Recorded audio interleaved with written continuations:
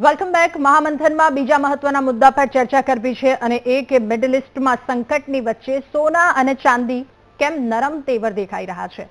વૈશ્વિક સ્તરે યુદ્ધની પરિસ્થિતિ જ્યારે હોય છે ત્યારે સૌથી સેફ સોનું માનવામાં આવે છે. આપણે ત્યાં એમ કહેવાય છે કે સોનું એટલે કે સેફ હેવન.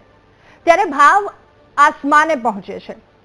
અત્યારે મિડલ ઇસ્ટમાં યુદ્ધની પરિસ્થિતિ છે અને આની વચ્ચે સોનાના ભાવમાં ઘટાડો નોંધાયો છે. જો એકવાર ભૂતકાળ પર નજર કરીએ તો અત્યાર સુધી યુદ્ધની પરિસ્થિતિ જ્યારે સર્જાઈ છે વૈશ્વિક સ્તર પર, ત્યારે સોના અને ચાંદીના ભાવ આસમાને પહોંચ્યા છે. યુદ્ધની સ્થિતિ વચ્ચે પણ ભારતીય બજારમાં સોના ચાંદીનો ભાવ ઘટવો એ કઈ તરફ ઇશારો છે? કારણ કે છેલ્લા કેટલાય સમયના આંકડા પર જો નજર કરીએ 3 થી 4 દિવસના, તો એ સતત ઘટી રહ્યો છે. એક અઠવાડિયામાં 14,000 જેટલી ચાંદીની કિંમત ઘટી છે. તો આ ઘટાડો કઈ દિશા તરફ ઇશારો કરે છે? શું ડોલરની મજબૂતાઈ એ સોનાની તેજીને ઝાંખી પાડી રહ્યું છે? યુદ્ધ જેવી ગંભીર સ્થિતિમાં પણ કિંમતી ધાતુઓના ભાવ ઘટવા પાછળ નિષ્ણાંતો શું માની રહ્યા છે? પ્રોફિટ બુકિંગની જે વાત છે તેને મુખ્ય કારણ માની રહ્યા છે. 27 ફેબ્રુઆરી કે જ્યારે ચાંદીનો ભાવ પ્રતિ કિલો 2,80,000 આસપાસ હતો, જે શુક્રવાર સુધીમાં ઘટી 2,70,000 આસપાસ પહોંચ્યો છે. એટલે એક અઠવાડિયામાં આજે ઘટાડો નોંધાયો છે. ત્યારે સવાલ એ થાય છે કે સોનાના ભાવમાં, ચાંદીના ભાવમાં, આ જે ધાતુ છે એના ભાવમાં સૌથી મોટો ખલનાયક કોણ છે? આ ભાવ શા માટે આ વખતે ઘટી રહ્યા છે? એ પાછળના સાઇન શું છે? સોનાના ભાવમાં આટલો નોંધપાત્ર ઘટાડો થયો છે, એ કારણ શું છે? કારણ જાણીશું મહામંથનના આ બીજા મુદ્દામાં.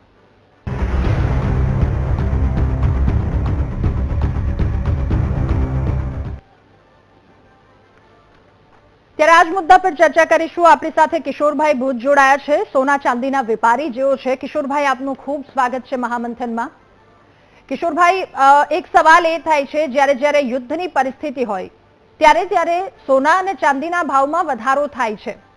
હવે આ પરિસ્થિતિ middle east, America, Iran, Israel, આ સ્થિતિ યુદ્ધ ચાલી રહ્યું છે, ત્યારે સોનાના ભાવમાં, ચાંદીના ભાવમાં જે મોટો ઘટાડો જોવા મળ્યો છે, આ પરિસ્થિતિ સર્જાય છે શા માટે? એ પાછળના જવાબદાર કારણો શું છે? નમસ્કાર જી. સૌ પહેલા તો અત્યારની જે જીઓપોલિટિકલ પરિસ્થિતિ વિશ્વમાં ક્રિએટ થઈ રહી છે, યુદ્ધનું વાતાવરણ વિશ્વના અનેક ખૂણાઓની અંદર અત્યારે બોમ્બ પડી રહ્યા છે. એમાં એકનો વધારો ઇઝરાયલ, અમેરિકા અને ઈરાનની જે ગલ્ફ વોર અત્યારે સ્ટાર્ટ થયું છે.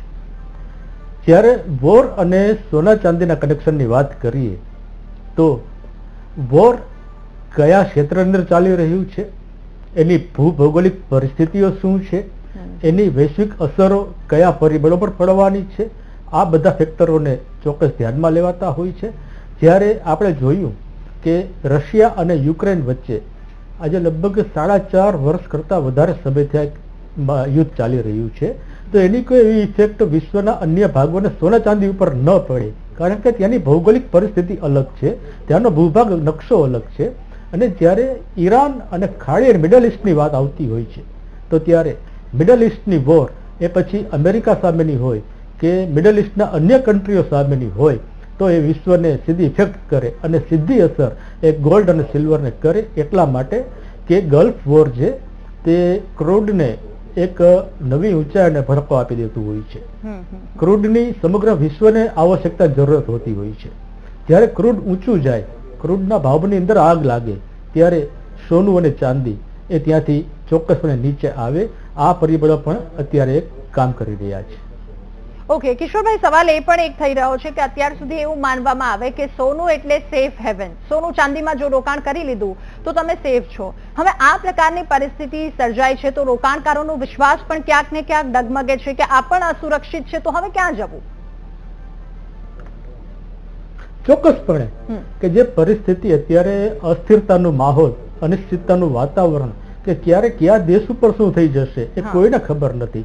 અને લોકો સંકટ સમયનું સાંકળનું સાધન એ સોનું ગણતા હોય છે.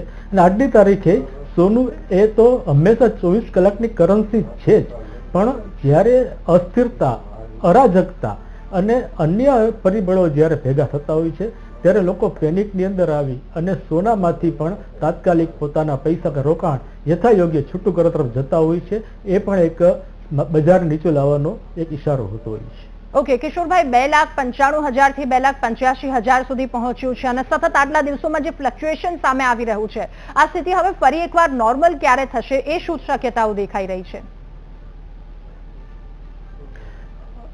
ચોક્કસપણે અત્યારની જે પોઝિશન જે ક્રિએટ થઈ રહી છે અને એ બધે કે જે સમાચાર પોલેન્ડથી આવી રહ્યા છે કે પોલેન્ડ કે જે સ્વયં નાટો દેશનું કન્ટ્રી છે અને નાટો દેશનું કન્ટ્રી આજે જ્યારે હથિયાર ખરીદવા માટે પોતાનું રિઝર્વ ગોલ્ડ લગભગ 80 ટન જેવું સોનું વેચવાની એક તૈયારી કરી રહ્યું છે.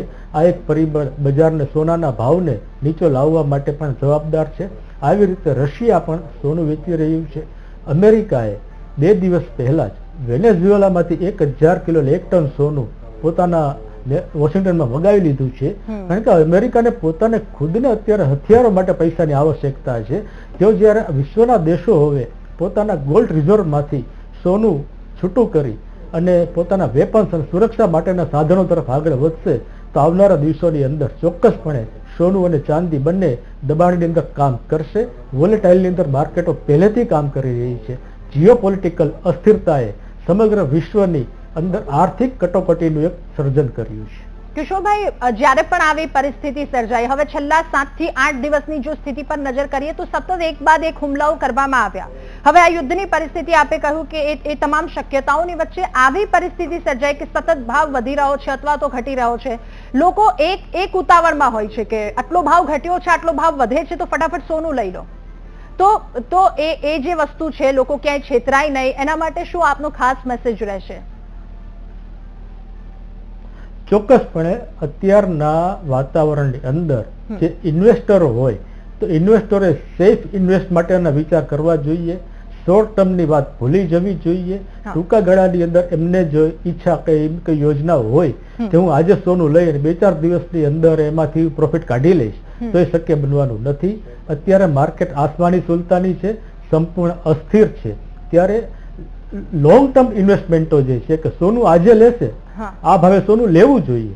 આ ભાવે લઈ અને ચોક્કસપણે એમણે 2-3 વર્ષની ધીરજ ધરશે તો એ સોનું એમની અપેક્ષા કરતા અનેક ગણું વધારે વળતર આપશે, એમાં શંકાને સ્થાન નથી. પણ શોર્ટ ટર્મ ઇન્વેસ્ટરો જે છે એમણે તો અત્યારે માર્કેટથી દૂર રહેવું જોઈએ, નહીતર આની અંદર એમને સાફ થતા તો કોઈ અટકાવી નહીં શકે. ઓકે, અને સામાન્ય લોકો જેમને સોનું લેવું હોય, સાથે મારો સવાલ આપને એ પણ છે કે એક તરફ આપણે રોકાણકારોની વાત કરી, ગ્રાહક વર્ગની વાત કરી, વેપારી વર્ગનો હાલનો શું માહોલ છે? શું થોડી ઘણી ચિંતાનો માહોલ છે? વેપારીઓ શું કહી રહ્યા છે? આમાં બે આખલાની લડાઈ થાય ત્યારે ખો સામાન્ય જનતાનો નીકળતો હોય છે. એ પરિસ્થિતિ ક્રિએટ અત્યારે સમગ્ર દેશના જ્વેલરી ઇન્ડસ્ટ્રી ઉપર પડી છે કે દેશભરના જ્વેલર્સો કે જ્યારે આજથી 2 મહિના પહેલા જાન્યુઆરીમાં જે ભાવ વધારાની સાયકલ ચાલી અને જે રાતોરાત રોકેટ ગતિએ ભાવ વધ્યા, લગ્ન ગાળાની આખી સિઝન ધોવાઈ ગઈ વેપારીઓની. પછી એ નાનો વેપારી હશે કે મોટો હશે, કારીગર હશે કે રિટેલર હશે કે હોલસેલર હશે, બધાની સિઝનો સંપૂર્ણ સાફ થઈ ગઈ. જ્યારે માંડ બજારમાં ભાવ નીચે આવ્યા અને એમ લાગ્યું કે હવે ધંધો ખુલી છે, ત્યાં આજે ઈરાન, અમેરિકા, ઇઝરાયલની વોરની પરિસ્થિતિએ બજારને ફરી પાછી અનિશ્ચિતતા તરફ ધકેલી છે. અત્યારે પણ હાલ લગ્નગાળો ફરી શરૂ થયો છે આગામી દિવસોમાં. ત્યારે લોકો પોતાની જરૂરિયાત મુજબનું જ સોનું ચાંદી ખરીદી રહ્યા છે અને આ પરિસ્થિતિએ સૌથી બેવડો ફટકો જો કોઈને પડ્યો હોય તો એ દેશભરના જ્વેલરોને પડ્યો છે. ઓકે કિશોરભાઈ, અલગ અલગ સેક્ટરના જે નિષ્ણાંતો છે અથવા તો જે તેમાં હોદ્દો ધરાવે છે આગામી, એ તમામ લોકો સાથે વાત કરી તેઓ કહી રહ્યા છે એમને એક ચિંતા સતત સતાવે છે કે જો આ યુદ્ધ લાંબુ ચાલ્યું તો પરિણામો ગંભીર આવશે. એટલે એ સેક્ટરમાં એ પ્રકારની શક્યતાઓ છે. સોના ચાંદી આ વિસ્તારમાં આપને શું લાગી રહ્યું છે? શું આગામી સમય રહેશે જો વધારે લાંબુ ચાલ્યું તો? ચોક્કસ એમાં કોઈ શંકાને સ્થાન નથી. જેટલું યુદ્ધ લાંબુ થશે, જેટલું લંબાશે, એટલો સૌથી વધારે ફટકો ભારતની ઇકોનોમીને પડવાનો છે. એમાં કોઈ શંકાને સ્થાન નથી. કારણ કે ભારત છે એની મુખ્યત્વે ક્રૂડની આયાતો હોય છે, ગેસની આયાતો હોય છે. આજે ભારતે પોતાના દેશની અંદર ક્રૂડ કે ગેસનું ઉત્પાદન નથી કરતો અને ક્રૂડ અને ગેસ એ ભારતની ઇન્ડસ્ટ્રી માટે લાઈફ લાઈન છે. જો આ યુદ્ધ જેટલું લાંબુ ચાલશે તો ભારતની ઇકોનોમીને પણ એક ખાના ખરાબીનો સામનો કરવો પડશે, એમાં કોઈ બેમત નથી. ઓકે કિશોરભાઈ, સામાન્ય લોકોને જો સોનું ચાંદી ખરીદવાની વાત હોય તો એમને આપના તરફથી શું ખાસ સલાહ રહેશે? ચોક્કસપણે લોકોએ કોઈ જાતનું પેનિક ન રાખવું જોઈએ, ગભરાટ પણ ન રાખવું જોઈએ. આવશ્યકતા હોય, જરૂરિયાત હોય, પ્રસંગોપાતની જે કાંઈ ખરીદી કરવાની થતી હોય એ એમણે ખુલ્લા મને ખુલ્લા દિલે કરવી જોઈએ. ચોક્કસપણે આ બવંડર જે ઊભું થયું છે, ક્રાઇસિસ ઊભું થયું છે, તો મને લાગી રહ્યું છે કે આ કોઈ લાંબો સમય ઇસ્યુ ચાલી શકે એ પોઝિશનમાં બંને દેશો નથી અત્યારે. નથી ઈરાન પાસે એટલા સ્ટોકમાં હથિયારો કે નથી અમેરિકા પાસે એટલા સ્ટોકમાં હથિયારો. અને જ્યારે હથિયારો બંનેના જ્યારે પૂરા થવા પર આવશે ત્યારે એ 5-15 દિવસની અંદર સીઝ ફાયરના સમાચારમાં દુનિયા સમક્ષ આવશે એવું મને લાગી રહ્યું છે. ઓકે, આપનો ખૂબ આભાર મહામંથનમાં અમારી સાથે જોડાવા બદલ, આ મુદ્દા પર ચર્ચા કરવા બદલ અને અમારા દર્શક મિત્રો સુધી એક સ્પેશિયલ મેસેજ પહોંચાડવા બદલ થેન્ક યુ. એટલે આ પ્રકારની હાલ પરિસ્થિતિ છે. જો યુદ્ધ વધારે લાંબુ ચાલ્યું તો ક્યાંક ને ક્યાંક એ મુશ્કેલીઓ વધી શકે છે, પરંતુ આ સમય જ્યાં સતત વધારો થઈ રહ્યો છે, ભાવ ઘટાડો થઈ રહ્યો છે, એમાં ચિંતામાં આવી રોકાણકારોએ પૈસા રોકવાની અથવા તો આ જગ્યા પર રોકાણ કરવાની કોઈ આવશ્યકતા નથી. સાવધાન રહેવાની ખૂબ વધારે આવશ્યકતા છે. આ સાથે મહામંથનમાં હાલ બસ આટલું જ. વધુ સમાચાર અપડેટ્સ માટે આપ જુઓ VTV ન્યૂઝ. નમસ્કાર.